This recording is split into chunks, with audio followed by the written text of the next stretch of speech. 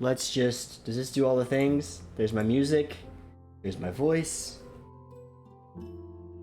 What's background? Oh, there's my background audio. Hey, I think we're live. Welcome. Welcome Hello. to episode 9? Is that correct? Yep, episode 9. Episode 9 of Running Wild. I've already got my already have it on. Your my NPR voice. my NPR voice, yeah, because of the music. I got to turn it off in the background. Find something more energy, right, James? Welcome everyone. This is our post session show where we talk about what went on, and then whatever else literally comes up that's tangentially related to D&D tabletop games, friends, and fun. I am your host, Jared. I play Quinn, the Elvish Ranger, and I'm joined by two people who know they've forgotten more than I'll ever know about tabletop RPGs. We'll go beauty before age, Eric. Oh. Okay. Hey. That was gonna be the reverse there. Listen, there's only three of us, and so like the slim pickings in terms of What's up? I'm Eric. I play Bisbo, the Kobold Artificer. There you go. Okay. Yeah. Man of few words, I guess, when he's Few introducing words. himself. Yeah, I don't speak that much. James. Hi, I'm James. I'm a dungeon master with RPG at home. I do this for a living and DM our game, which is turning into a very much a highlight of the week. I love our little romp on through the Feywild when we finally get there. Yeah. The road to the Foreshadowing. Feywild. Wait, we're romping through the Feywild? What? Road to the Feywild is a sign up lot for more this. arduous than I think we thought it was going to be. I thought it was, Yeah, there was a lot of tavern. There was a lot more tavern than I thought. There's just a chunk of tavern. Just straight tavern is. And bard. The Hag's Lair is actually a tavern, so I'm just going with 3 taverns just to make it easy on my mapping. For this episode, we middle finger a tavern, and that's where we start. We are saying goodbye to the Cerulean Inn, a ramshackle tavern kind of posted up on a river, on Riverside. It's like a bit of a trapper, forester, adventure-y kind of stopping ground. In all honesty, we probably should have leveled, but we leave it in, I guess, mostly in one piece. And we begin to head upstream towards the Hag's Burrow. And why can't I remember the hag's name right now? Amurta. Thank you. Amurta. Yeah. So I mean, that's where we We're start accompanied off. by a drunken druid, Yeah. an awesome ranger, and a really annoying wizard. I think the most compelling part of this is just like all of us are just like, okay, we're going. We don't have a plan. We do not.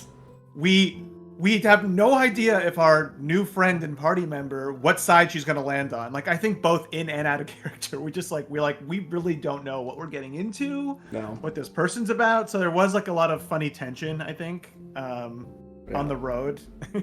Made less comfortable by the fact that she had a post-session talk with the DM for an extended period of time, probably just running through all the options she could kill us with, So to set the scene, our party, so quick recap, just for, anyone that's going to join us for the first time. We've got the military has arrived in this small village town, investigating these crazy sort of rumors about babies going missing, but also there's this weird military vibe of like just trying to learn about the Feywild magic and what's going on in this crazy part of the world. Bisbo, myself, we represent kind of the military faction. We meet Esmeralda and Tisme. Tisme is the baker's daughter who has essentially accepted some sort of weird supernatural power. She doesn't know where it's come from. It's transformed her. Esmeralda's investigating weird stuff from her end. She's from the Feywild. We all collide in this town. We're killing ravens. We're killing weird guys with flutes. I mean, we're not killing them because they're all getting away, most of them. But, there's all this sort of Fey craziness going on, and we're just stumbling our way towards where we think the source of it is, which is Amorta's Burrow. We're joined by previous party members. Well, a party who had originally banished Amorta. and losing some of their party in the process, and losing maybe a bit more for round two. We, like to Eric's point, we're stumbling in, with not really any idea what to do, but just knowing that we have to do something. And the leading plan is that Tismé is going to kind of bait Amurta, perhaps, but we never really work out the details. Eric, is that? I thought we were relying on the adults pretty much. I'm gonna say adults. We're all adults, but the adults, the old adventuring party, were like, okay, you guys have dealt with this before. There's a wizard now. He might have some knowledge, but no, he's useless. So I think we definitely have theories about her source of magic, and then Tismé's source of magic. Also, the politics of the Feywild and the River King and how that's playing into everything. So we just had a lot of unknowns, and they're pretty much there wasn't anything else for us to do really. There's no more research we could really do in the moment. We know things are coming to a head. The kingdom's on our tail. If it's not Tismé, it's somebody else. We know Amurta's gaining power, so our only hope is that she's not as powerful right now, and that we have Tismé, and we're basically trusting that Tismé is going to be on our side at the end, because I think at least Bizbo, I know Bizbo thinks the answer is Tismé. He thinks it didn't work before, but Tismé has even a more connection than I think Travana had, to the hag and also to the power source, kind of. Mm-hmm. So, it's kind of like that fire fights fire kind of in Bizbo's mind, because that's what his whole magic system is about reaction, and vibrations and stuff. So for him, he's like, yeah, the same thing. That makes sense to me. So that's, I think, what we're hoping for. Right? I think that's what we're... We'll have to rewatch this episode after the next session. Yeah. Or pick out little voice lines, because I just have a suspicion. Well, even this session doesn't go, I don't think, as anyone really plans. James, how are you feeling when, there's this moment in the tavern where there's a good 3 or 4 options in front of us, right? I think that they were all viable in terms of, you could probably make an argument for going to the River King, going to Esmeralda's family, the Court of Roses. Again, the weakest option, but still an option. And I kind of tapped into it a little bit before we left, was the military, right? Quinn's trying to still keep ties with the military, but understanding that the other 3 party members have no desire to involve them whatsoever. How are you feeling about this? You've got a story here, but you've got a lot of options. Are you excited, or are you kind of? Yeah. That's the cool part of it. I mean, that's why it's a role playing game and not a movie, which I love about it. The way that I try and approach storytelling, and particularly framework, is this isn't a linear story by any means. In the back of my mind, I'm constantly thinking, what's the kingdom doing right now? What is the lieutenant and sergeant? How are they reacting to this? It's been 4 days. Where might the soldiers be at this point? What might their investigations already be up to? Because there's some things that have passed. Quinn's given them a couple of messages. The second message is about to arrive. How would they be reacting and acting to that element? When Esmeralda first left the Feywild and came into the mortal realm, her brother and best friend was attacked by members of the Shadow Court.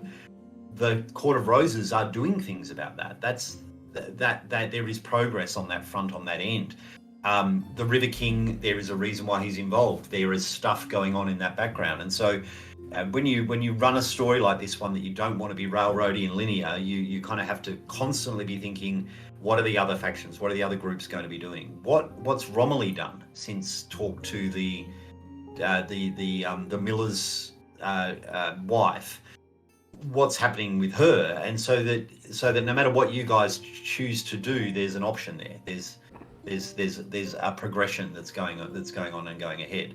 Of course, you try and get a guess on what your party's going to do, so that at least you've got some detail around what's going on. I'm not going to lie, I know exactly what I think that the kingdom soldiers would do. But if you guys decided at this moment, no, you know what, we're not going into the Barrow, we're going to turn around and hike for 4 days and get to the soldiers and get their help, that's a bit of scramble for me in mid-session. You know, you're quickly grabbing NPC portraits to figure out what they're doing. You're loading up an extra map. You're kind of doing other things to kind of catch up with that. But that's when you pull the emergency encounter. You're like, you know what? Let's stop up about an hour with some combat. You know, real high AC. There's some bug people. Yeah. Yeah, I mean, or a long, protracted, in-depth, heart-to-heart NPC roleplay session that just gets people off for it. You know, it distracts people for 90 minutes. Get Bizbo doing anything, right? Get Bizbo doing anything. That's a good hour of chaos. I mean, you had to expect though. Has a slight lean to the left. What do you do? And then there's the hour. That's fine. What's that? You had to expect that we weren't like knowing my character. Like, I wasn't going to recommend we go to the military. And then Esmeralda's the one who talked us out of, I think, both her family and the River King, right? Yeah. Yep. Like, she didn't want to get too thirsty for the River King, so she didn't want to go there. And then she didn't. She didn't. In her Such family, an unusual reaction too. I don't want to involve the River King because Yeah. he's very good looking, and it would embarrass me. It's like, wow, that's so cool. It's what a great politics. reason. Yeah, and I think we were also worried about. I think the main reason with the Feywild was the no-go is we just didn't understand the timey-wiminess of everything. So there was definitely a time pressure. So yeah. So I mean, we didn't just leave the tavern. We were like out of the tavern when we started, Jared. Right? Mhm. And Yeah. we immediately kind of had this kind of a little bit of environmental exploration with fog settling in, and the wizard was like being more. I started out with Bizbo being like, "Oh, this is the first time he's really," because he was through the forest when we first started, but it was on a path. This is the first time, and we've been hiking, but we've been on paths, right? Like, we've been on little forest paths. More or less, like, I think, this is yeah. the first time we are like bushwhacking. Like, so Bizbo was like, I was like, okay, Bizbo's gonna be, and then the wizard just came out and was like way more neurotic. Yeah. And so I was like, okay, that made Bizbo like be more confident and like, okay, you I see how you're acting. I don't want to be like this. So what's Bizbo's like? Because you were very excited to encounter a wizard because of the knowledge, I think, and like the concept maybe of like very structured, like magical study. Yeah, he's very curious about he's extremely curious in general. Like, that's one of his almost flaws, I think, as well as his strength. He's definitely intellectually curious, but people generally treat him like shit in the kingdom, you know, and he's a third-class citizen. I mean, and so he's intellectually curious. His artificing is almost completely self-taught. So, you know, a wizard, and there was wizards around, but I don't think he probably didn't have much chance to ever really interact with them, right, James? Like, there's just very little chance that he would ever have, because the wizards are like, you know, the artificers are powerful in the kingdom, but they're like the blue collar. This is how I felt. Maybe correct me if I'm wrong. They're like the blue collar magic people in the kingdom, where the wizards would be like the white collar, right? Like, it's like if you have like a city engineer mechanic versus like a military exactly. engineer, right? Like, the military engineer is like, I've got to make something, and I've got 5 things that are nothing. Like, these 5 things have to become one thing. Whereas, like, you know, like, you've got like the government engineers that are like, oh, I'll just order all the parts I need, right? So you've got those two kind of.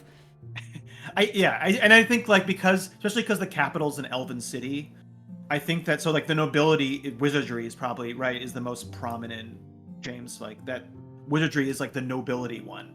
Right? That absolutely, and really structured and really hierarchical. You know, it was funny when we were first preparing for this campaign, is when Shadow and Bone hit the television series, and immediately that makes you go schools of magic and thoughts of different magical types, and very much set apart from the rest of the community. It wasn't hard to kind of immediately prompt that thinking in my mind. But having said that, Digby's also stepped away from that. So you've got the training in terms of the academies and that kind of idea of the schools of magic. And then Digby 40, 50 years ago has turned into an adventurer, has adventured like you guys, and now retires in a small village to study the stars. And so becomes a bit wacky and a bit even more cloistered and a bit more hermited is kind of what I've looked. So there'll be another sense of wizardry when the real guys turn up. Like, he's more a hobbyist now. You know what I mean? If that makes sense. I think, but Bizbo was curious. That's why Bizbo was curious about him, because it was just like, I have never really had a chance to interact with a wizard. That was my question. Did you meet your idol in a way. No, right? Like, never meet your heroes. Never meet. well, your heroes. that's what I feel like. Kind of you learn from this guy. You're like, oh, there's I this think wizard Bismo that saw practiced their studies. some aspects of this guy in himself, and it was like, okay, I have to change these things. Yeah.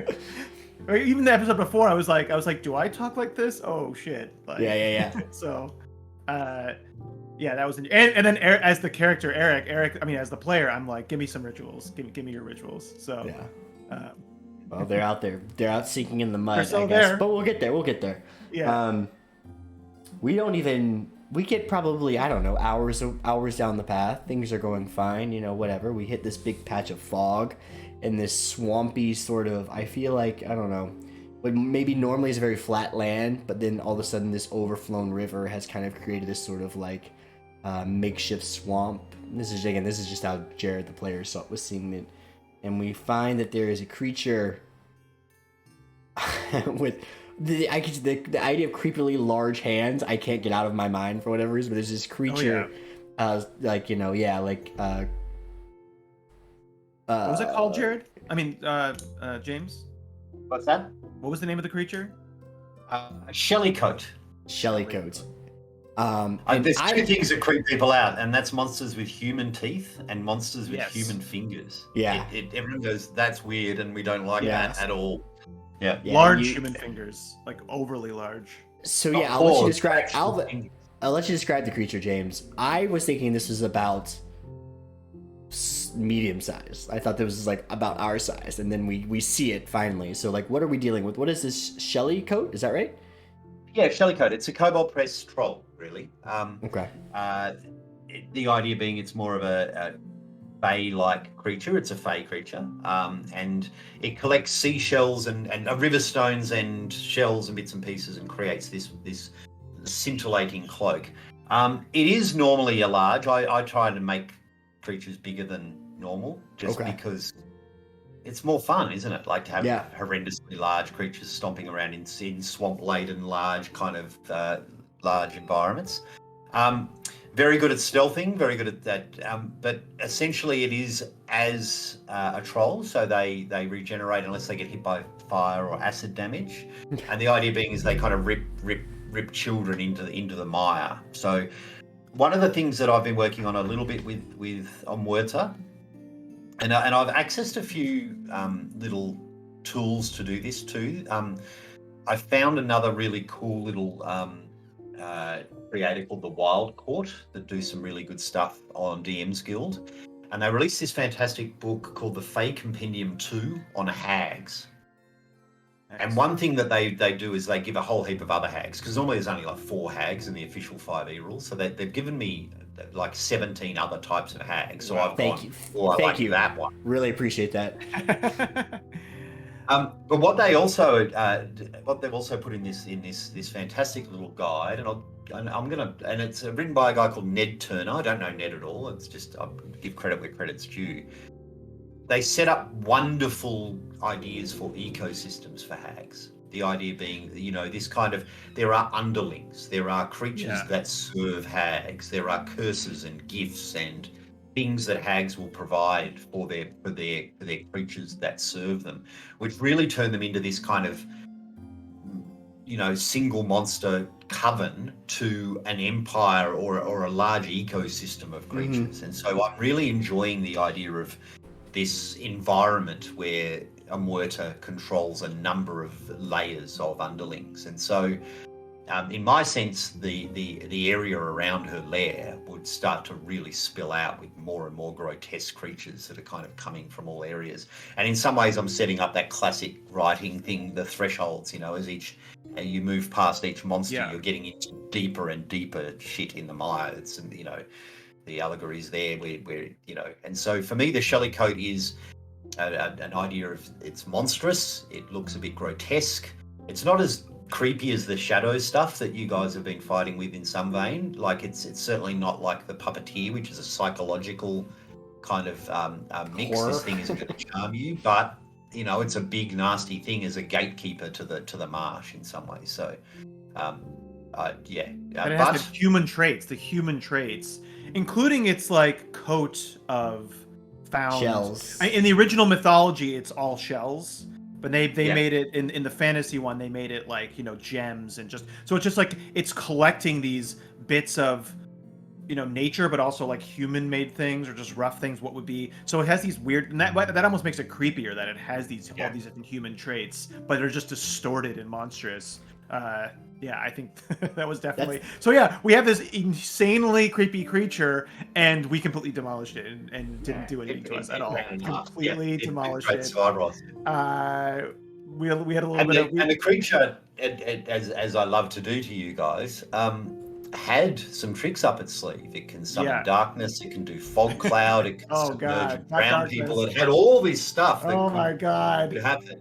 So let's talk about this, James. This is one of the points I wanted to get to you. Like, what is it like? So you have this cool creature, you have this map, right? You have this, all these things. Like I have all these environmental things I can do, and then we just absolutely obliterate you using our tomfoolery with, you know, the stealth spell. I think I used one of my magical tinkering and my my spider drone to distract it, and then that's kind of what helped us get the drop on it. So how does that feel when we set up all this stuff, or what's going through your head when you're like, okay, they have surprise, and then it rolls low initiative?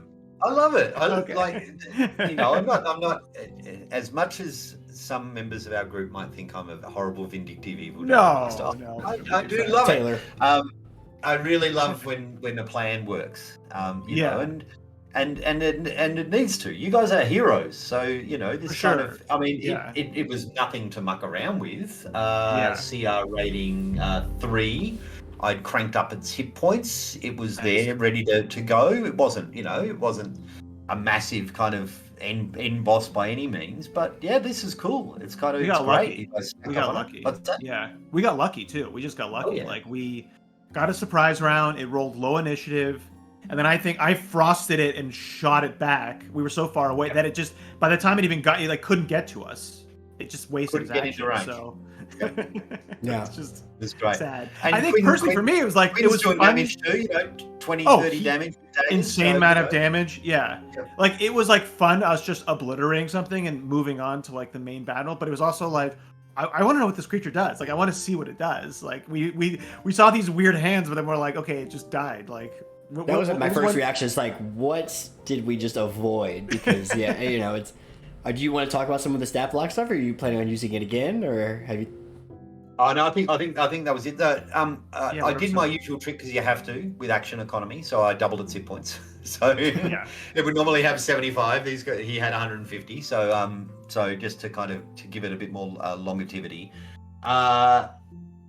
multi attack, bites and claws, doing some decent damage if it had to hit you. You know, kind of 2d6, 2d8, and grappling and restraining as almost all Kobold Press Faker does. So you know, it's going to claw you, it's going to grapple you, it's going to restrain you, it's going to bite you.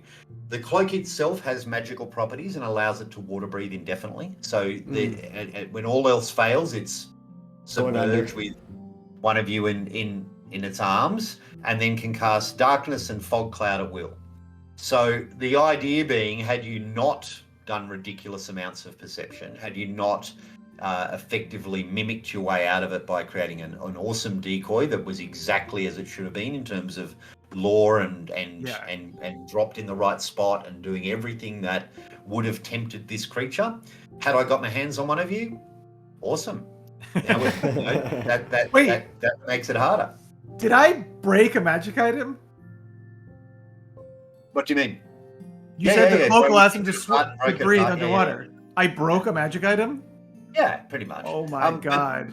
Well, the trick is it's huge, right? So it's a huge item. So for me, it becomes an absurdity if you're lugging around this big net of stones and gems. So I couldn't make a mini one for me and medium ones for Oh well, maybe, perhaps. I mean, this is one thing that we haven't had yet, and we may never get the opportunity to do is downtime. I'm a big fan of research and creating magic items and things. So you know, you've had an afternoon off. You had one afternoon where you got to hang around. I made friendship bracelets. That was it. Hey, listen, I love my gift, so my gift is amazing. Today I was Googling what items let me return, like what gives me returning items, because I was trying to find it for a different thing. like a different one shot we're doing, and I was like, there's a couple items that do return to your hand, but like they're very few and they're super legendary. But There was like yeah, and then there's the knife one. I mean, you just make it returning. yeah. Anyway, so we Esmeralda cast Pass Without a Trace. We sneak up on this creature, we bingo bango bongo it basically, and like it's done. And we were talking off stream a little bit because we get super excited before we even get on stream to talk about these things, and it was like the tonal disparity between that fight where we were all high and mighty on ourselves, and the only thing that really did damage was the poison gland that we tried to remove, right? Yeah, I forgot about that. Oh my god. This is two totally for two forgot about now. that. You've asked us to remove some sort of stink poison gland. And you guys and both it's get caused poisoned. more Not damage. me. You guys. Did she roll an act? Did she roll a nat one? Yeah. Because Yeah. if so, that's 2 nat ones on poison gland removals. You know what? I don't think Tismay would. She'd still try again next time. Like, I'm gonna ask. I'll ask her. She would have like sloshed the poison off and like, there's 2 glands in this thing, right? All right, I'm going back in for the second one. Yeah.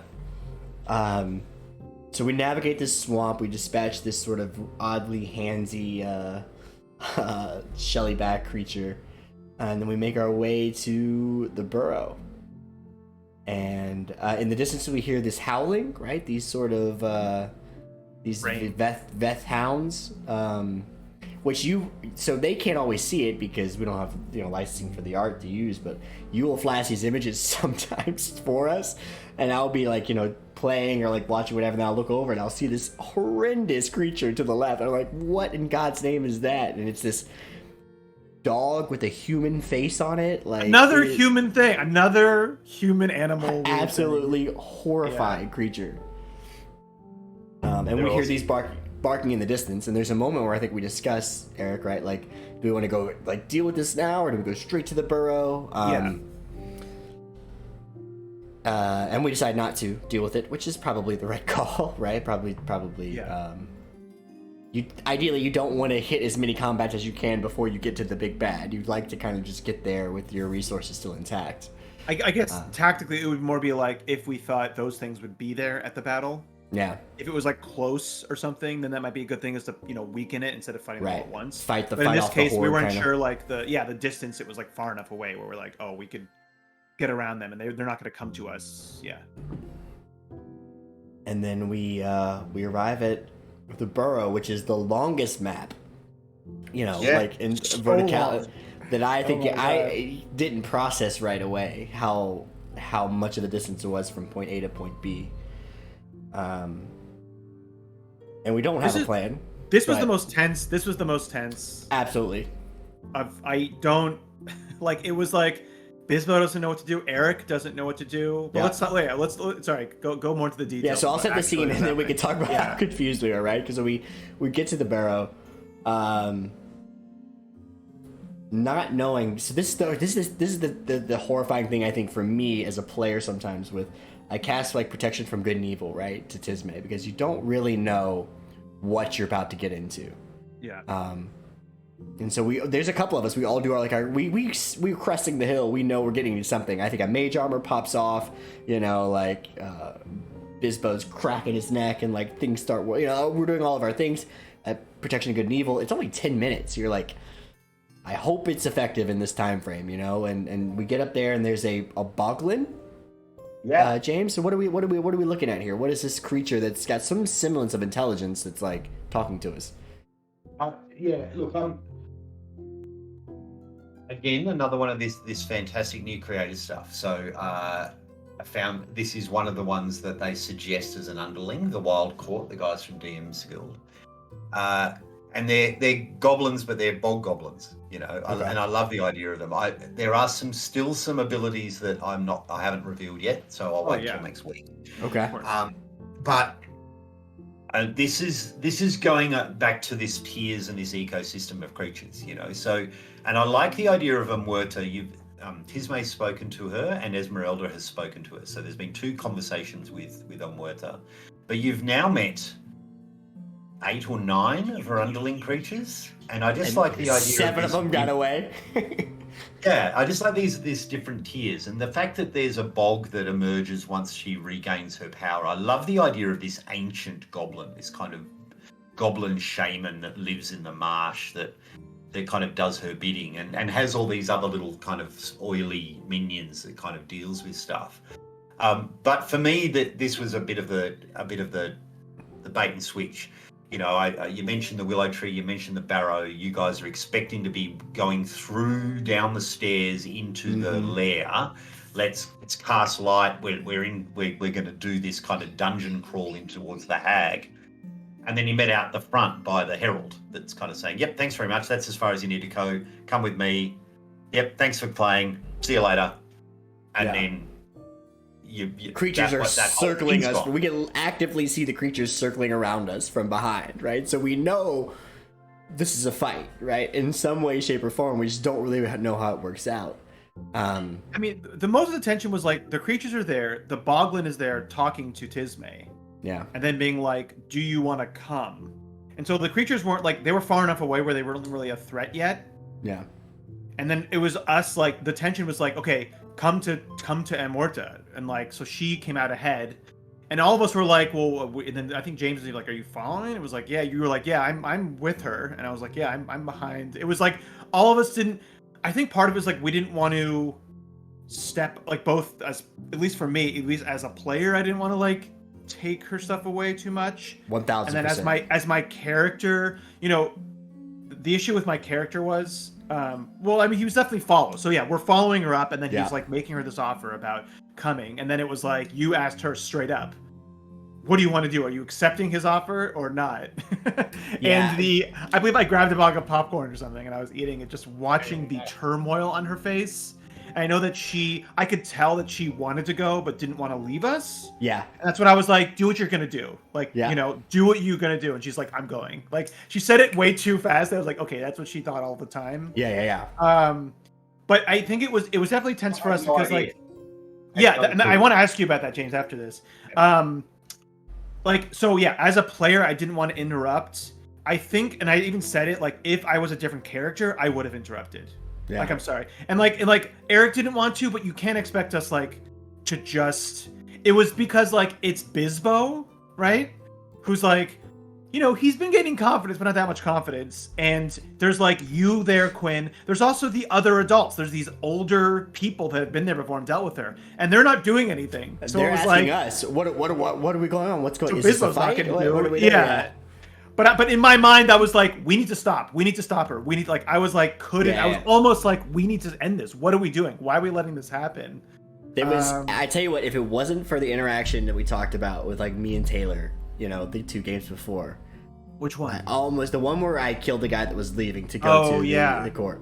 There was that moment, and there, if you go back and if I know it's there because I remember like feeling it as I was doing it. Like if you watch the recording, I'm absolutely dumbfounded because like I did not want to in this moment. Like this is like Tismé's like kind of like coalescence of her story, right? Like, and so you want to give the Trini all of the room that she wants or needs to like make her character decisions.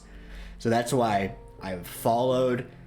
She started sinking. I was like kind of dumbfounded. The only thing I would do is like I would stick my hand into the dirt, right? And if she gives me any semblance of, you know, wanting to back out, you know, grab her, we'll do whatever we need to do. I'll get pulled in with her, you know, whatever happens.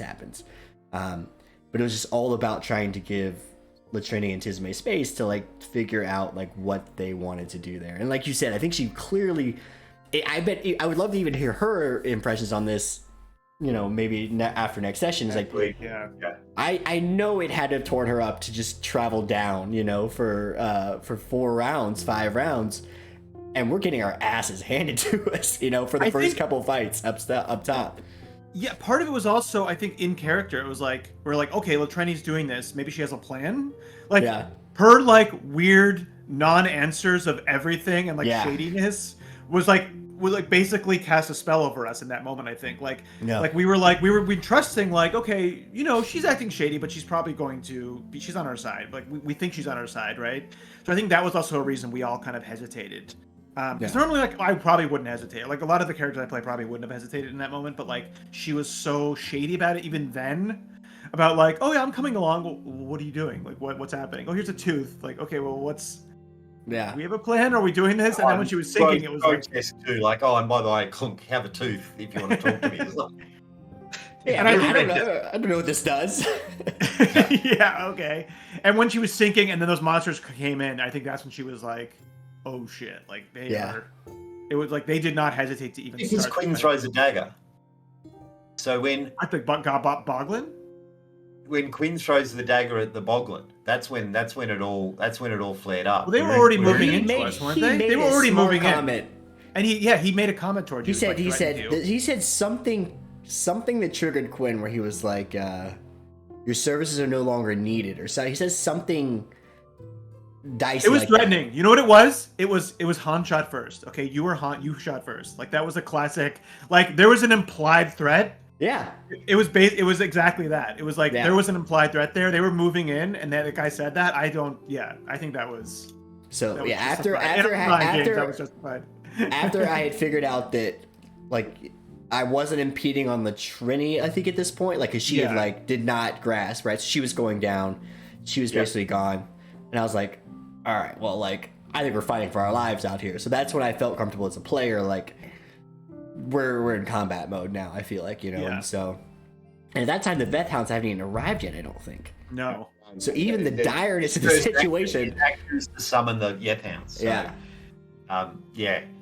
One of the things I loved about the setup for that is I give you guys the longest map in the world, and then install an elevator so that in the middle of the map. So you could tell that you guys were thinking, we're fine. They're going to walk for halfway up this map. We've got plenty of time to kind of talk to her, and then I just go, nah, starts to sink between the earth and is gone with a round. So you don't get I love it. It's a bit of, and that's one of the abilities of the Boglins, which was when I read that, I immediately thought, yes, this is going to be great. He'll be either when the combat's going to erupt and he'll be able to escape, which is going to piss you off even more because that's 3 underlings that get away. 4 maybe. Or if she says yes, down she goes and she's removed from it instantly, which means I don't have to deal with a Twilight Cleric. The other opportunity all is of our healing. Besides Esmeralda's, I think she's got a couple healing words, doesn't she, or something along those lines? Yeah.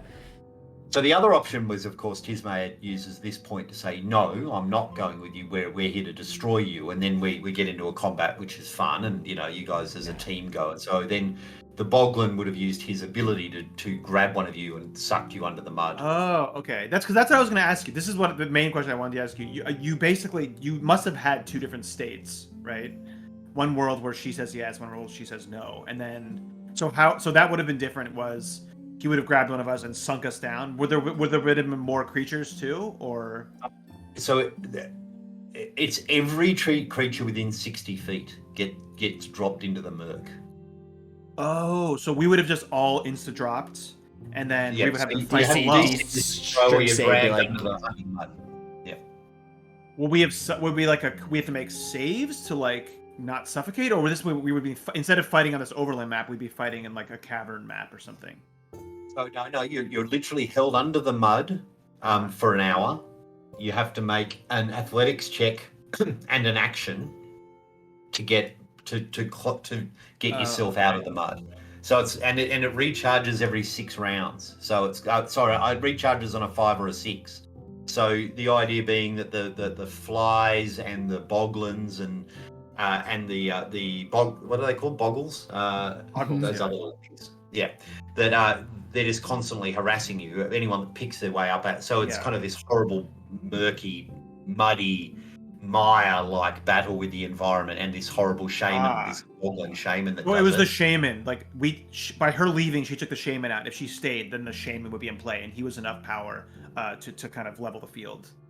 Okay. Still playing, but either way, the idea being that there is a time frame here. Then the time frame is the Yet Hounds that arrive. So he howls. 2 turns later, they arrive. I show you what they look like. It's very well set up that they're nasty. Turn 4, they attack, and that's when you're in trouble because they hit hard, and that was the plan. But because otherwise, if you don't have a time frame, this could have been a very strange fight where everyone's sinking into the mire, they're climbing out of the mire with their athletics check in their turn. The next turn they fail the save and they get back in the mire, and you have this kind of bounce up and down. And I think we just lost Jared. I'm here. I killed my fucking video by accident. Apologies. I'm listening. I'll get it back. It was being. It was interesting. Different creatures. The boggles were pretty much just annoying. Yeah. And they were just kind of eating our action economy, I feel like. And they're like grease stuff, and they're like restraining. It was like they were just there to eat action economy. Swarms are just always nasty because they hit hard. They hit hard. They're hard to hit. I mean, I was like, oh, I'm getting my fire turret out here. Like I just knew. I was like, I'm getting my fire turret. It has to be effective.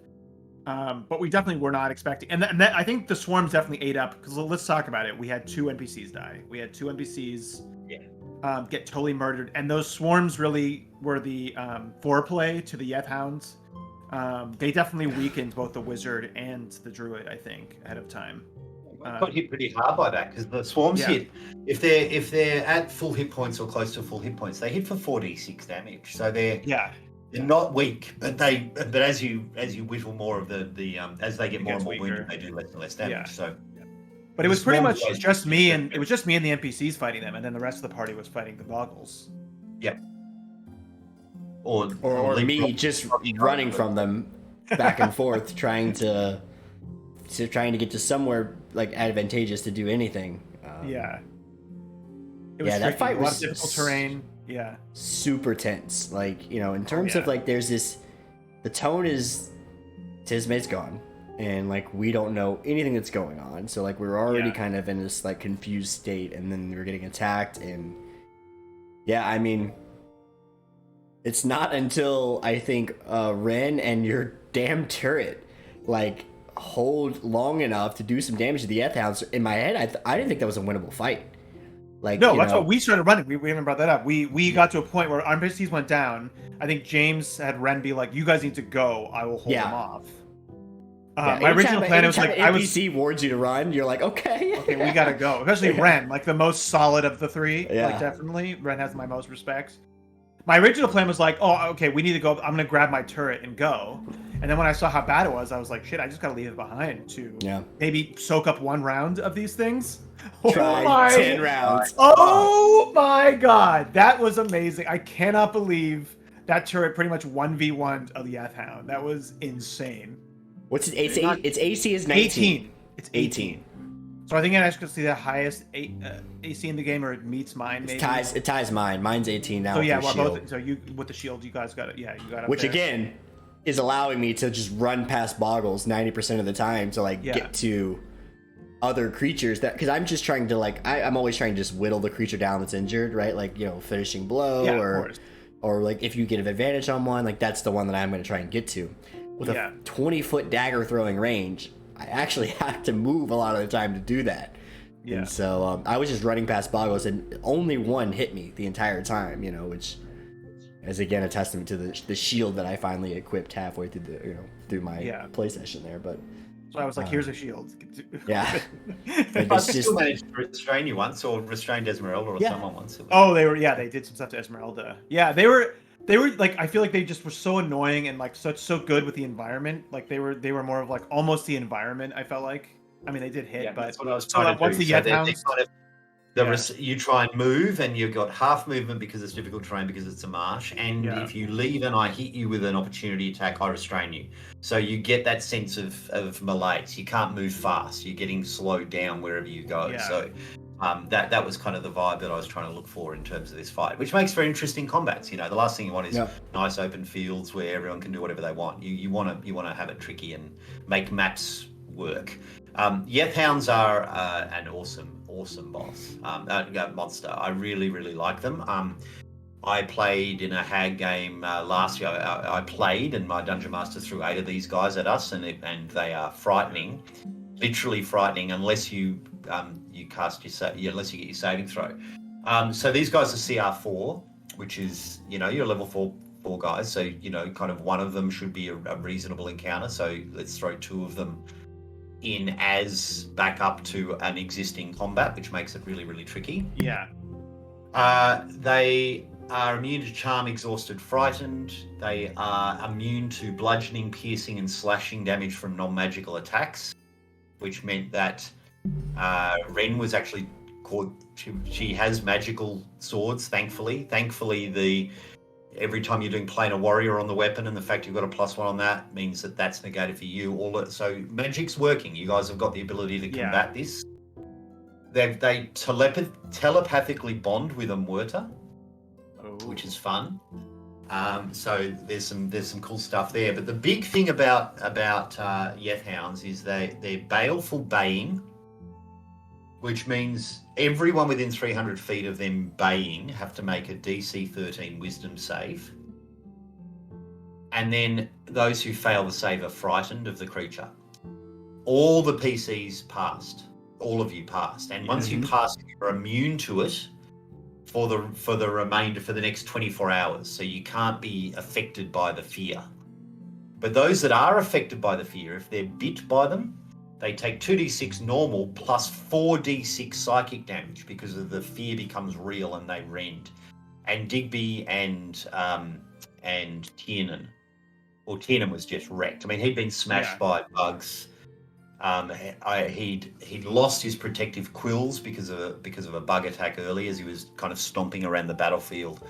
I used the druid stat block for Tiernan, but then pumped him full of cool Kobold Press druid spells because I just like the idea of kind of porcupine quills and stampede and trampling and taking on the form of beast. But he was at half health before he got hit. Yeah. And this thing did 66 damage and just ripped him apart. And that's when you see the white of the eyes of the players when they go, oh, that's bad on all fronts because I lost my Russell Crowe impersonation because he'd been Russell Crowe for weeks.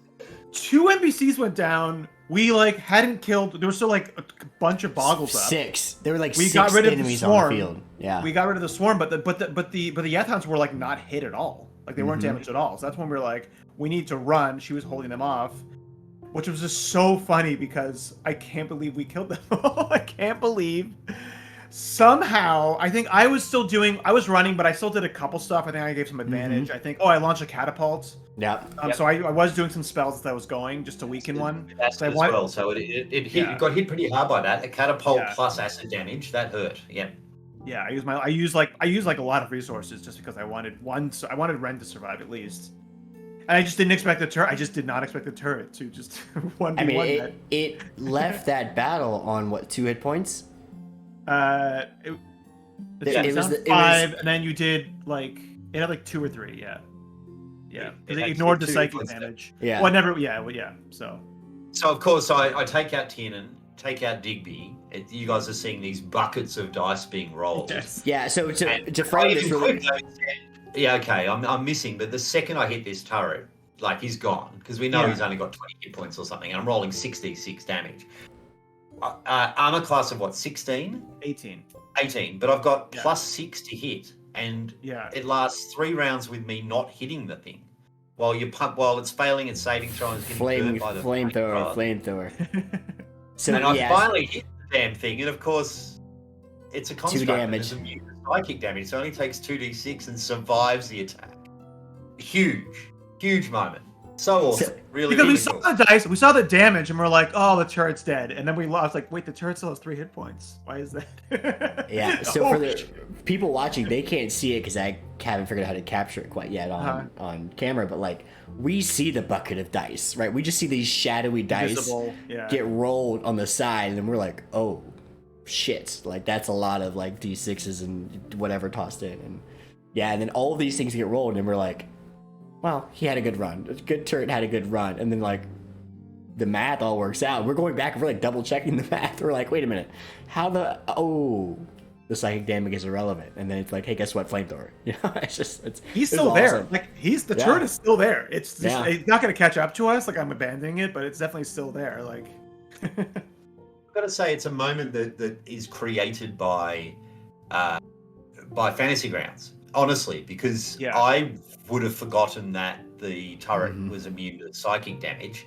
You probably would have forgotten it. I had not said that it was psychic damage that you guys had been being hit with. I knew it was. And it wasn't until Fantasy Grounds Unity goes, actually, no, he only takes 2d6 because he's immune to this whole stat block, and it actually comes up with he's Yeah. still alive, that prompts us to go, how did that even happen? And then the realization is like, wow, he's immune to this damage. It's just huge. Yeah, Amazing. it's either a system or a rules lawyer that just happens to someone just happens to go, oh, actually it's a construct, and it's less exciting that way. But it was cool. It was super cool. Yeah, And I think we were talking about it. It's like narratively, it's cool to kind of see, from a magical or like even cultural standpoint, like there's the difference between the like kind of kingdom and then the Fae like stuff. With the Fae do a lot of like psychic. Excuse me. Poison. Another. So like just seeing that being like, oh, this thing just doesn't care about your stuff. Like it can't be charmed. It is, so like this is just, what is this like weird, so yeah, that was cool just seeing that, kind of really seeing that, which I think, James, you wanted to really show in this game, right?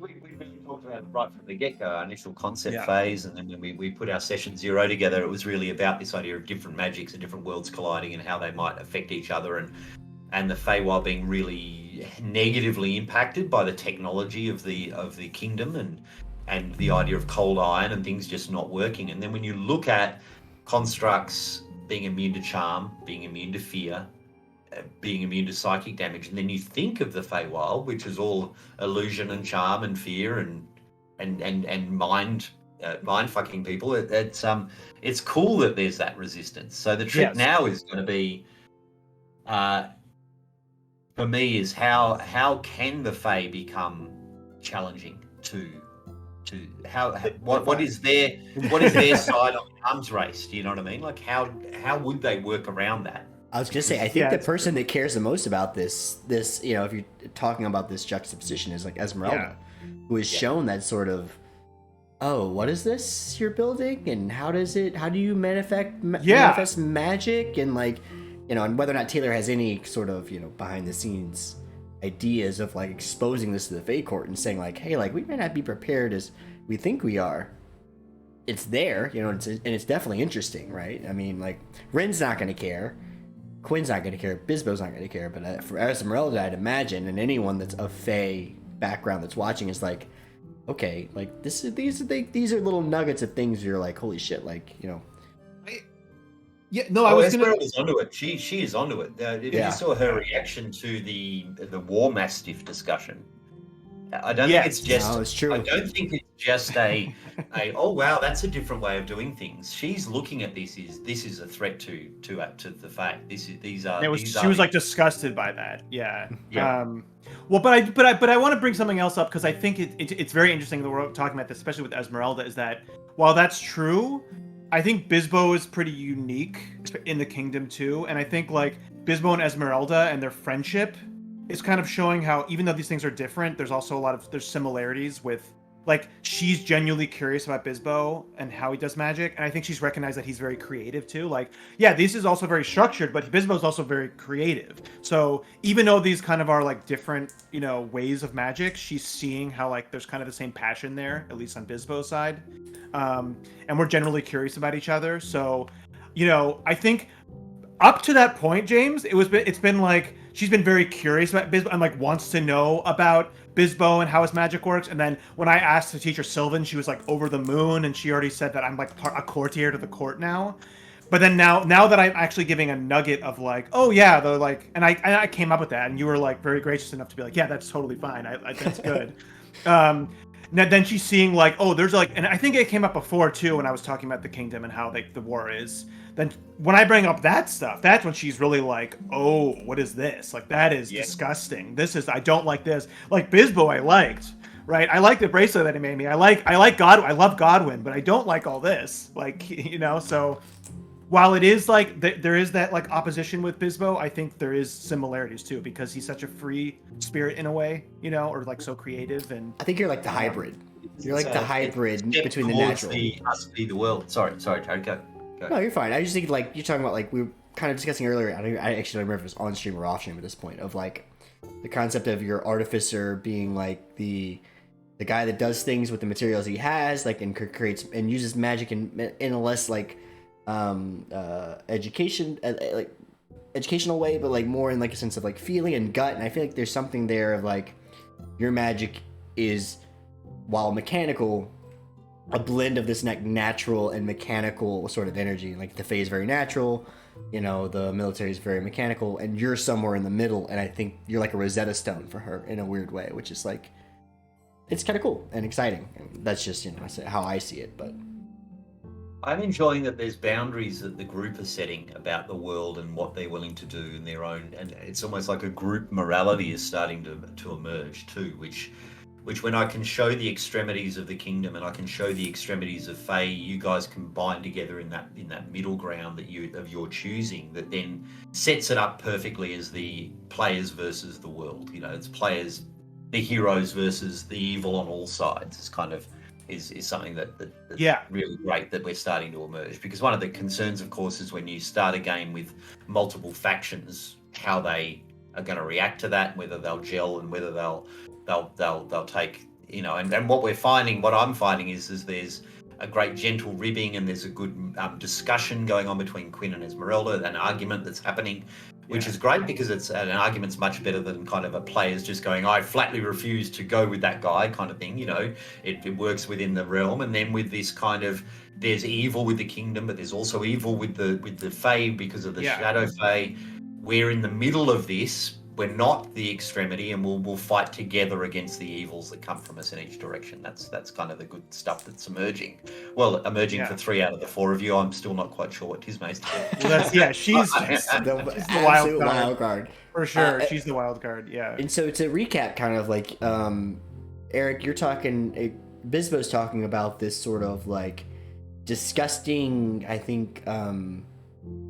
Amalgamations. They asked me what was a wolf is. They asked me what a wolf is, and then you guys were like a dog or something. I was like, I have no idea what a wolf is. I've heard of them, I think. And then you guys brought up dogs, right? Mm-hmm. Yeah, or something about pack animals like that. Yeah, right. Yeah. And you so then my sorry, go ahead. No, go ahead. I'm just the host. It's you go. You brought up these sort of manufactured hounds that they're using on the Eastern Front, I believe. James, correct me if I'm wrong, but it's an Eastern Front. Yeah, that are fighting these like hordes of undead and trying to hold them off. And I feel like in my mind, I pictured this grotesque, I don't know, like experiment on these animals. Yeah, that's exactly like I said. My idea was they were like alchemically treated, like, and then just like, you know, the buffest, grotesque, flesh warpy. Abomination dogs, basically. So you like treat them with alchemy. Like make them huge and gross and strong, and then just put a bunch of armor and like cannons on them too, because like why not? So you know, so it was just like So I was saying that like and like just the horror on Trilla's face as I'm describing each step of this. Like I've seen it. And she's like, you do that. I was like, no, I've never done that. I've just seen it. I've seen it because. He's being a little close-lipped about his background, but he's seen weapons. I think we know that at this point, that he's seen all the weapon development, even way more than Quinn even. That was my point to all of this, is that like we're talking about horrors of the kingdom, and for Quinn, they're non-existent because he's lived this flowery life in this flowery court, you know, in the kingdom side of things. And he almost doesn't even believe you, right? But it's it's this journey and like these random insight checks and things like that he makes, where he's like he's again trying to realize that like this is not a world of black and white maybe, and the kingdom's not necessarily all white, and how are these things existing that he's never heard of? Yeah, that's not the military he joined or whatever. And because we had another moment, I think it was 3 sessions ago, when you were like, let's bring the kingdom in. And I was like, nope. Like, because we're talking about them. Right. And I was like, no, there's a place. And I think I rolled like a really good history check, James. And I was like, yeah, there's a place where they just go and they strip Fae of power. Like, they suck them dry. They're using whatever they can for this war. So absolutely no, we're not going to center there. And so that was like, that was the other moment too for Taylor being like, oh my God, like what? Because she's like, here's Bisbo. I roll this insight check and Quinn's like, you know, we're like, yeah, he's telling the absolute truth, and you're like, shit, you know, like, okay, like these are not. Then that, and honestly, again, you know, I still feel like sometimes I don't play Quinn as well as perhaps, you know, I should, there's this moment where I'm like writing the letter back to the military, and I'm like, well, what are you going to say? Playing perfectly, I think. Yeah. What are you going to say to these guys? And in my head, I'm like, everything we've done so far with all the various little nicks here and there, I'm like, I don't even know that I want them to know that we're going upstream. Like, I don't know that I trust what's going on in this current situation plus them that I want. And so I even retcon like halfway through my writing, like, just tell them we're in the forest somewhere dealing with some shit. Don't immediately give them our location, because So for me, that informs me, as I was talking earlier about what are the other factions doing. yeah. The cavalry ain't coming. They don't know where you are. Yeah. Like you said, we're going upstream from this point and we're going this many miles. Then they would send out patrols to go and try and find you. And that ain't happening. Like they're still probably just wandering around the forest aimlessly, trying to figure it out. Because the one guy that can track where things are going in the Feywild, It's you. it's you. You've got AWOL. So they kind of aren't capable of being able to kind of find it. Yeah, Quinn hates this idea that there's a stereotypical portal tracker. That like it's not a matter of if, it's a matter of when they abandon the kingdom. Yeah. And so like he hates that. Yeah, he hates that. What's what I mean? There's like a lot going. Like Quinn doesn't have to say much to see there's like so much shit, like turmoil under the surface of like and what we've known about him of like, oh, he's like lived this pretty life, but he's also an outsider being what he is. We've heard like people say stuff about him and his role that he's supposed to be, and he generally wants to do the good thing, but then he also like is like he has obviously ties to his family that like. So there's like I can like even as the player, but I think even Bisbo can even see at this point like how many kind of different directions you're being pulled, Yeah. So I think that's why I think you are playing Quinn good. Like playing that turmoil like that is really telling. That what's nice there's a because lot what going it on leads, with this guy. Yeah. what it leads to is a lot of inaction, which is actually what Jared feels half the time too, which is like Tismé, like I can stab this guy, I can do whatever. But I just feel like that's not in the cards right now. Like that's not what we're doing. And man, Just told on me, we've got Quinn Dances with Wolves going on here right now. I just realised. Oh my goodness. You went engine, didn't you? Kind of vibe, which was kind of... It's strange. It's strange, which is we'll have a whole session about my next class afterwards after this. But so we want to go back on the hounds as well. One of the things I loved, and please do more of this, guys. I really, really enjoy it. You guys know enough about the background that as you add your narrative to it, if something is really outrageous, then I'll pull it up. But the idea being that we hear the hounds baying, and so Esmeralda knows enough about them just from legend that she says, well, wolves. Now Tismé knows wolves because she's in a fairy tale village where wolves come all the time. Yeah. And then the idea being that this grotesque description of the kingdom is then offset by the grotesque image of the actual Yethound. So it's almost like you're mirroring each other. You've got the symmetry's gorgeous. It really is. Like when you talk about, aren't you kind of showing that? It's like there's good and bad everywhere. It's like there's people and like there's disgusting parts of this kingdom, and there's like really nice parts of the kingdom. I mean, Bisbo hasn't seen it, but I mean, Quinn has, I guess. So. You've spent time. No, I've seen it. Yeah, I know. I've seen. Yeah, you've seen it like looking through a window. Like I mean, like more personally. He hasn't gone to like a nice cafe and had a latte. Is what I'm saying. So. Yeah. I'm really excited for a couple things. So, because that is Quinn's back again. And this is, I feel like it was all accidental, but it's kind of working out very like poetically. Is that like Quinn's background is this flowery courts and upper class kingdom, middle to upper class kingdom, right? It's like very much like Esmeralda's background, right? And so like there's a point I'm assuming where we're going to start to get into some court stuff, and I'm excited because in my head, and I hope she's not watching this because I want her to genuinely be surprised, but like Quinn knows how to act in formal courts. He doesn't act that way in front of her because like he's fighting for his life 90% of the time, but like he knows that. So I'm just really excited for that next stage of things. Yeah. I feel like I don't even know what we were talking about before because I feel like I diverted us here, but the symmetry between the kingdom and the Feywild on both the good is beautiful and the bad is terrible. It's cool to see it keep playing out like over and over. So yeah, like to your point, we haven't seen the beautiful parts of the Feywild, which is why Quinn is just an ornery asshole every time there's a Feywild fight. It's just like more trash Esmeralda monsters. would be offended. Esmeralda would be Yeah. offended by what you just said. More trash monsters coming from the Feywild, as per usual. You know. But Esmeralda's from the Feywild, so you just said it's all been And- trash from the And Feywild. she has a really cool moment, which I think happened so quickly that for me, I thought it was awesome. You know, What in the scheme moment? of things, it was when Quinn's sinking at one point. The Boglin pulls him under, and she rushes up to him. Yeah.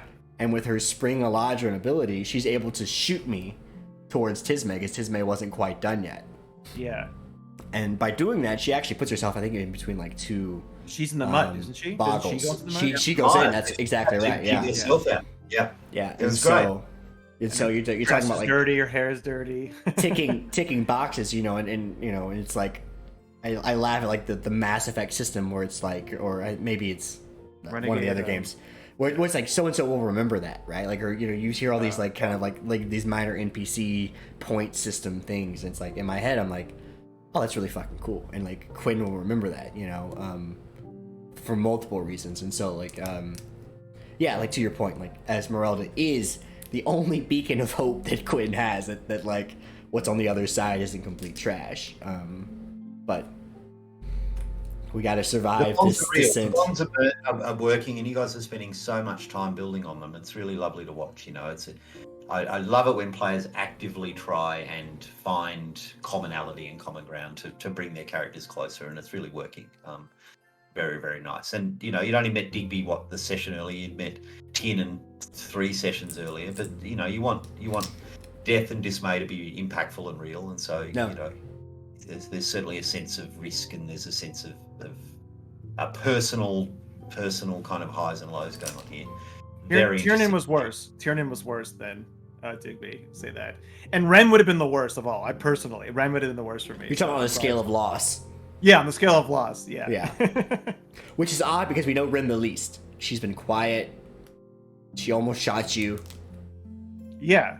But there's a respect you get from her because Tiernan's a drunk. And Bigby's a recluse.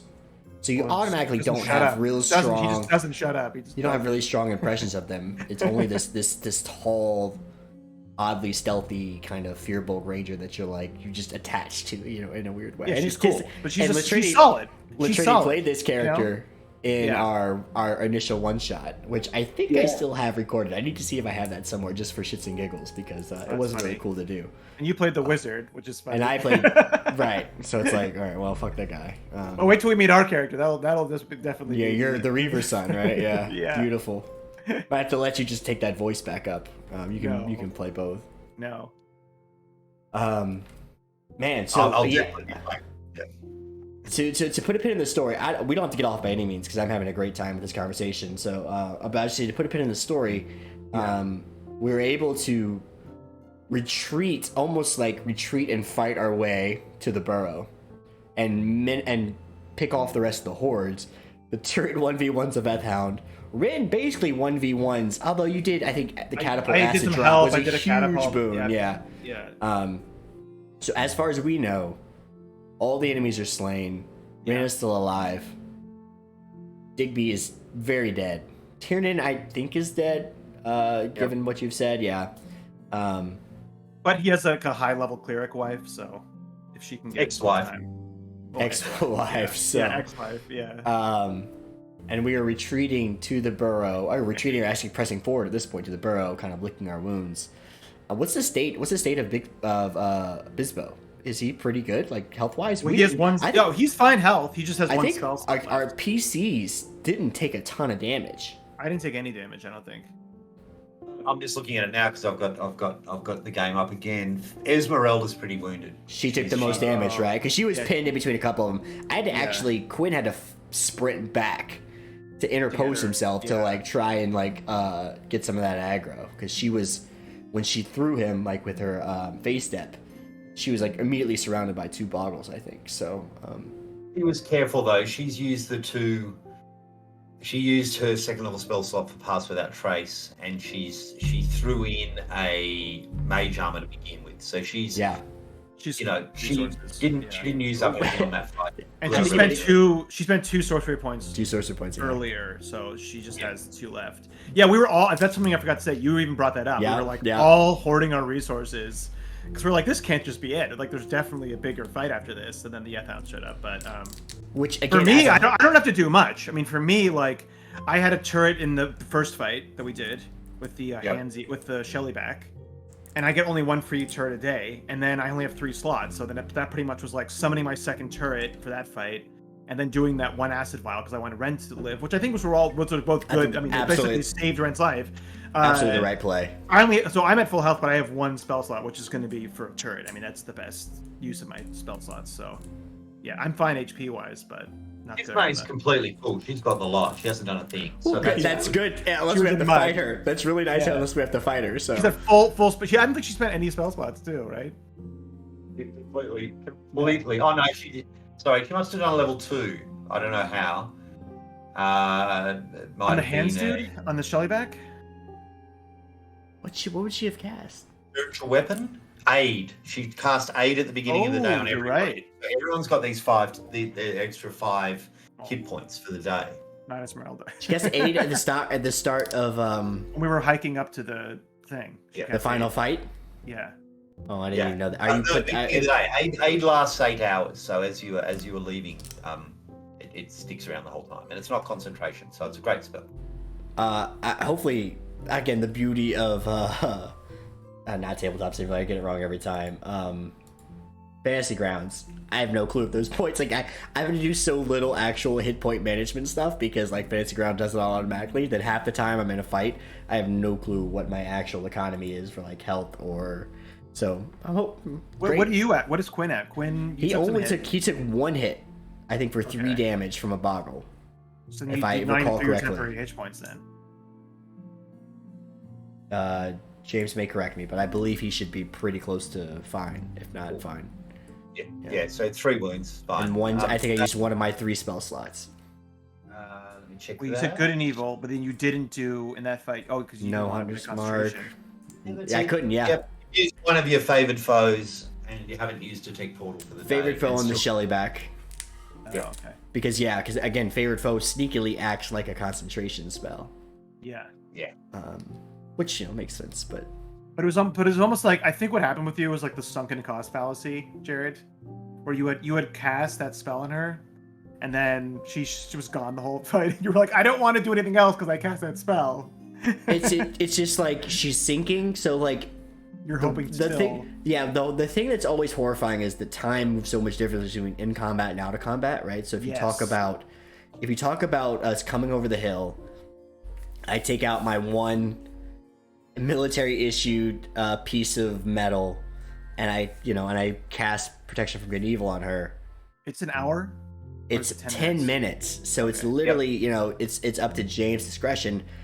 How long is the discussion between she starts going under, that starts combat, and once combat happens, time slows. So we did combat for what? I mean, maybe a minute. 6 rounds, 7 rounds, 9 rounds. So a minute. Oh, 9? So a minute, right? So maybe she still has 5 minutes of something that she can use, and maybe she doesn't. It's fine. Like, it doesn't matter. But it's that point. Like, I didn't know if she would travel 1 round, 12 rounds down, like whatever was going to happen. Yeah. It was just giving her, and it's so interesting because it's protection from evil and good.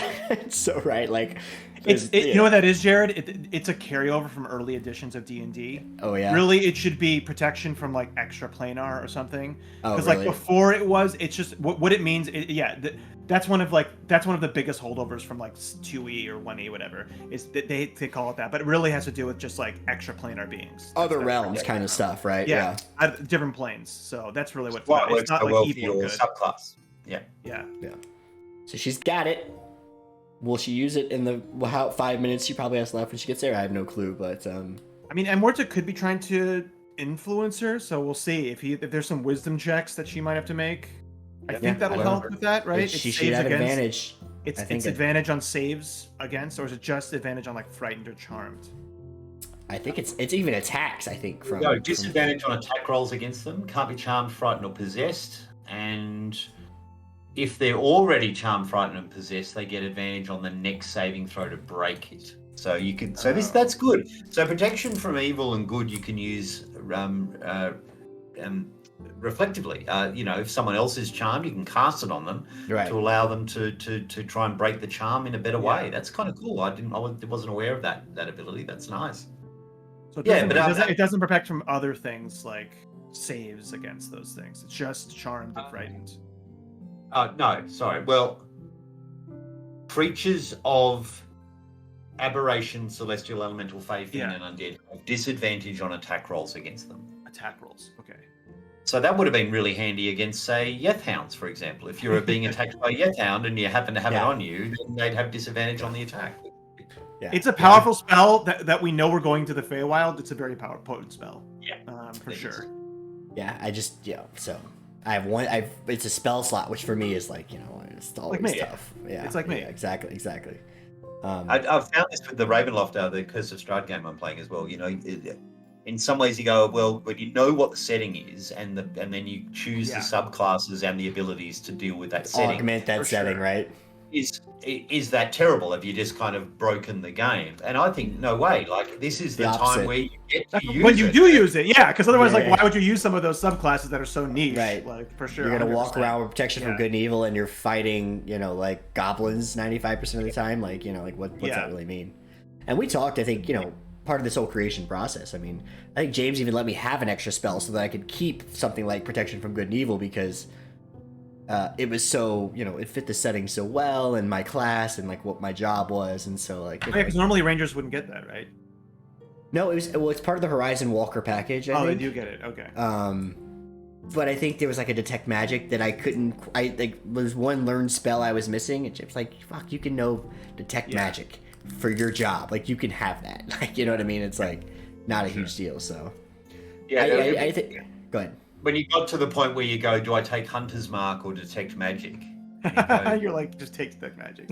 Yeah. Well, detect magic's a ritual, so come on, like Rangers if you're a planar warrior, kind of the thing that you would learn. So yeah, I'll give that to you for nothing as a ritual spell.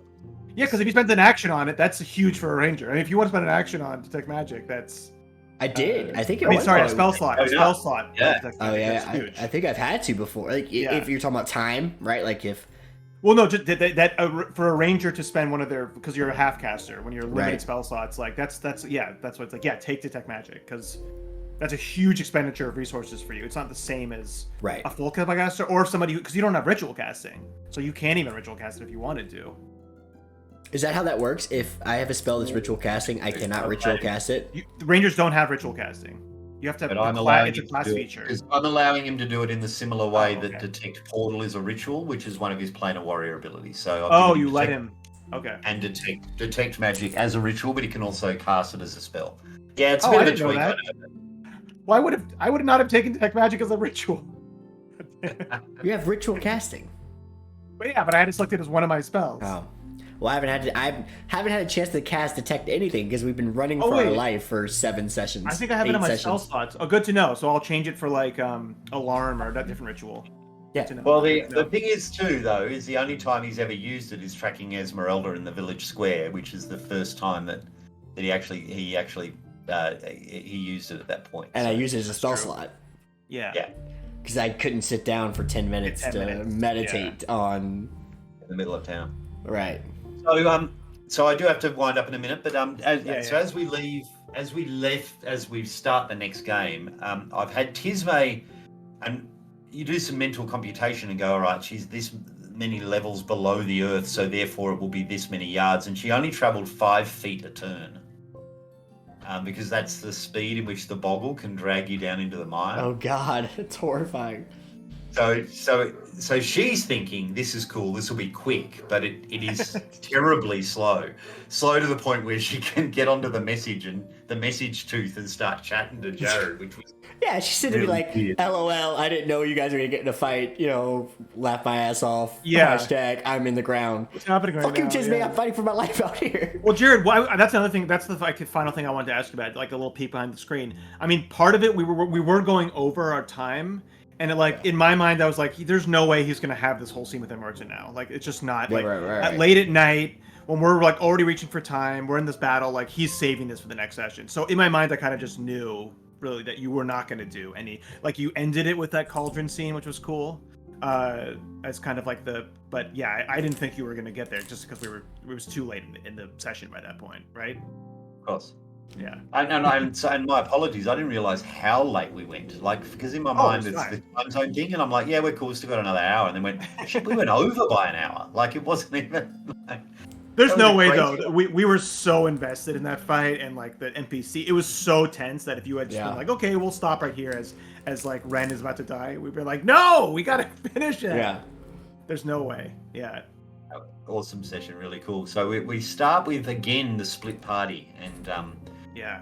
So I'm starting with Tisme as she emerges from under the slime, and you guys are a long, like you're 45 feet above her. Yeah. In the opposite direction, because you've gone that far to the stairs. I have to go down and then come back under. Down 45 feet, make your way back. So I'm sure it's a straight shot too. Yeah, it's just a path, right? It's a nice hallway, right? Yeah, there's an arrow that says "This way to Tisme." Would be a good T-shirt. Is there a gift shop too? Yeah. Is there a gift shop? If you want to do a one-on-one with Tisme, let me know so I can set the scene up. You know, give you guys just the two of you. I have a couple of scenes where I have like just you and one with someone else on a map, just the two of you. So we'll have to. Okay, so we'll talk on the side and get that all set up. Yeah. Because that is how we'll open it. Yeah, that's what I figured. My sense is it's going to be most of the session will be in parts. It's going to be Oh God. me and Bertha and Tisme chatting while you guys fight your way through it. My heart can't handle it. But we're gonna be able to hear. We'll be able to hear everything, right? It's not like you're not like muting us. Okay. He says fight his way. I'm seeking suspicion this is going to be like a lot of environmental puzzles. I don't think it's going to be all battles. I don't know. We'll see. That's my the tooth acts as a Wi-Fi hotspot. So if you guys all get the Tisme password, GPS, you can just put the tooth in. You can all just jack into the matrix there. So, like all good dungeon masters, every creature that ever got away from you is going to be lined up one after the other around the hallway that you just have to, just each room, we just defeat one in a room and then we move on. It's like a Legend of Zelda.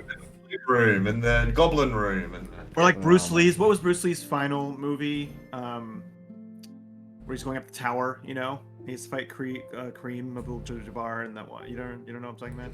I was going to think, what? Yeah. Anyway, sorry. Anyways, we need to brush up. Eric, we need to brush up on our previous bosses so that we know what their weaknesses are. We had Puzzle Dude. We had Bug Dude. Right? Puzzle Dude. We had the Flute guy. Sorry, I meant Puppet Guy. Yeah, Puppet Guy, Flute guy, Raven guy got away too, didn't he? What was the Raven guy? You got Raven Guy. Oh, we got Raven guy. Yeah. It's just Flute Guy. Flute guy and Goblin Guy. Goblin guy and Puppet doesn't really count. Puppet we guy. we didn't fight him. He like went away before we had a chance. Oh, God. It's Flute Guy and Puppet Guy. What a disaster. You know what I think is going to be the thing that wins the day for us? The little bird babies I have are going to finally hatch. Yeah, 100%. 100%. There's no bird babies. No way that goes well for us. It definitely goes well for us. When all the eggs hatch all at the critical point in time in the combat, and fly you all to safety like the eagles at the end of Lord of the Rings. Lord of the Rings, yeah, it's beautiful. 100%. Yeah. Oh man, are we at time? I think we are, right? Yeah, definitely. Well, thank you both so much for joining. As always, a riveting conversation. And next time we'll try not to do it all 30 minutes before we get on stream sometimes. You gotta get Tisme next time. Yeah, it's gonna be tough. Well, the thing is, like Hexbloods as a class, they're as a lineage. Yeah. They're partially transformed into a hag. Like the idea being that, you've been promised or you've started to be transformed into a hag, but you never finally committed to the end point of transformation. I'm not sure that's where Latrini's going with this. I think she may very well go. I could not have, when we first met Latrini, I could not have ever have seen this happening, right? Like never in a million years would I predicted this is the circumstance we'd find ourselves in a session, which is amazing. It's amazing. So for everyone else, I still don't know. I just don't know. She may very well be going, you know what? I'm happy with the character. That's where it ended up. I'm going to roll a new one because my old one turned into a hag and is now an NPC. Oh, so Yeah, I wonder if she Oh. knows. Like, that's what I want to know. Does she know right now? Does she have an idea, an inkling? Like, what is the percentage? Is it 50-50? Is it 40-60? Like, I don't, Oh my goodness. I don't even know if she knows. And Yeah. we've talked offline about it, and I still don't know. I've asked. I said, don't tell me what your actual plan is, but I've laid out kind of. These are You the know- what would happen if you did X, Y, or Z kind of. Yeah. Yeah, you have to give a fair warning that if she goes down the path of transforming into a hag, then I take her over and we fight. You know, it's kind of like it's on. Yeah. But yeah, I still don't know. She may well go, yep, that's cool with me. Actually, that's kind of where Latrini's gone with that. That's where Tismay's gone with her journey, which would be enormous. It'd be so good. Amazing, yeah, pinning a character. Yeah. So we'll find out. Hopefully, this coming Monday, right? At 8:30 Central Standard Time. That is also 6:30 Pacific Standard Time. That is also, I think, around 11:30. I don't know. What are you, Melbourne? I don't. What time are you? Melbourne really time, Melbourne? the day before. So Monday. Suck it, Eric. Dude, I Yeah. crushed that. He told us he was from Melbourne the other. All right, anyway. Thank you both so much for joining. Melbourne, not Melbourne. Melbourne. Melbourne. Melbourne. Like Melvin. Melbourne. Melbourne. Yeah. Melbourne. I think I'm I from drank with a Melbourne. Melbourne once. It was a very nice lad. Melbourne. A Melbeck from Melbourne. Okay. All right, I'm gonna shut I this didn't say down. Melbourne. I'm gonna run You know some, it's in Melbourne. I'm gonna run some adverts. Couple quick refresher. RPG at Home. You can hire James to be your DM. He's fucking awesome. Kobold Press. Huge thank for the monsters. They're Kickstarter right now with their Tome of Heroes. Tons of subclasses getting added and released. Huge thanks to Darshan, right? I said that, I believe, correctly. You'll see his link in a moment. He did all of our character portraits, which are really cool. And I think our top-down tokens as well, right? You threw that weird bone at him. I Sirenscapers. got an amazing message on Discord going, Tiernan and Digby didn't make it. Just put those portraits back till later in the order. Oh, you use them for your other, because you run this setting. Yeah, that's awesome. Yeah. Ton of people we thank every episode. So and of course, if you're interested, hit us up and we'll be happy to look at your material and try and use it as well. But I'll close and we'll see you on Monday. Bye, everyone. Oh God, thanks for watching.